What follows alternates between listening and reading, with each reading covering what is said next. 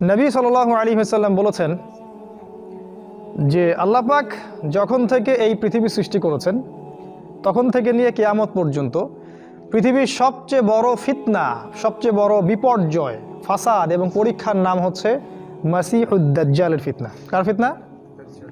এই নামটাকে শুনেছিলেন? আলহামদুলিল্লাহ। এগুলোর নাম অবশ্য এখন মসজিদে খুব একটা শোনা যায় না, অথচ নবী বলেছেন সবচেয়ে বড় ফিতনা শেষ জামানার মাসিহুদ দাজ্জালের ফিতনা। রাসূল সাল্লাল্লাহু আলাইহি ওয়াসাল্লাম বলেছেন পৃথিবীর এমন কোনো নবী নেই যিনি তার কওমকে দাজ্জালের ফিতনা সম্পর্কে সচেতন করেন নাই। এমন কোনো নবী নাই যিনি তার কওমকে দাজ্জাল সম্পর্কে সতর্ক করে যান নাই।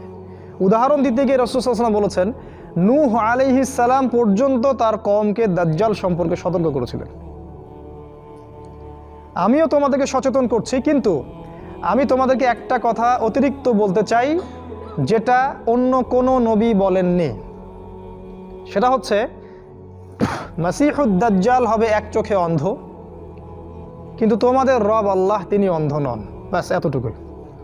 তিনি আরও বলেছেন যে ব্যক্তি প্রত্যেক জুমার দিনে, শুক্রবার জুমার দিনে সূরাতুল কাহাফ তেলাওয়াত করবে আল্লাহ পাক সেই ব্যক্তিকে দাজ্জালের ফিতনা থেকে বাঁচিয়ে রাখবেন।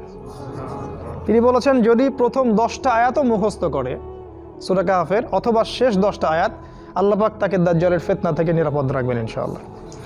মানে সূরাতুল কাহাফে এমন কিছু আছে, ভালো করে বোঝেন, সূরা কাহাফে এমন কিছু আছে যা আপনাকে দাজ্জালের ফিতনা থেকে বাঁচাবে। সেটা কি, সেটা জানতে হলে, বুঝতে হলে আপনাকে সূরাটা পড়তে হবে। এই সূরাটা কয়জন পড়েছেন? হাত উঁচু করেন। মাশাআল্লাহ। এখানে আছি আমরা কতজন হব? তার মধ্যে 2 জন। মাশাআল্লাহ।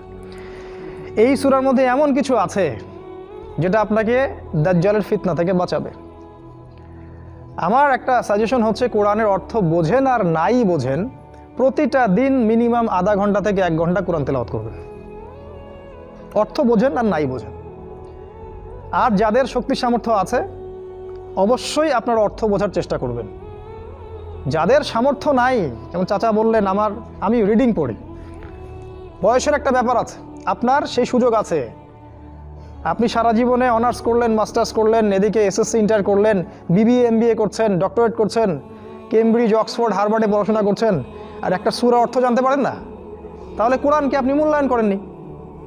সহজ কথা, তার মানে আপনি কোরআনকে মূল্যায়ন করেননি। কোরআন আপনার কাছে 4th সাবজেক্ট, আর অন্য এই বিষয়গুলো আপনার কাছে মেইন সাবজেক্ট। যদি এই হয় অবস্থা, তাহলে এই যে হাদিসটা শুরুতে বলেছিলাম আল কোরআন হুজ্জাতুন লাকা ওয়া আলাইক, কোরআন তোমার পক্ষে দলিল অথবা তোমার বিপক্ষে সাক্ষী দিবে। আপনার বিপক্ষেই কোরআন সাক্ষী দিবে। আপনিই সেই ব্যক্তি যার বিপক্ষে কোরআন সাক্ষী দিবে ইনশাআল্লাহ। অপেক্ষা করতে থাকেন।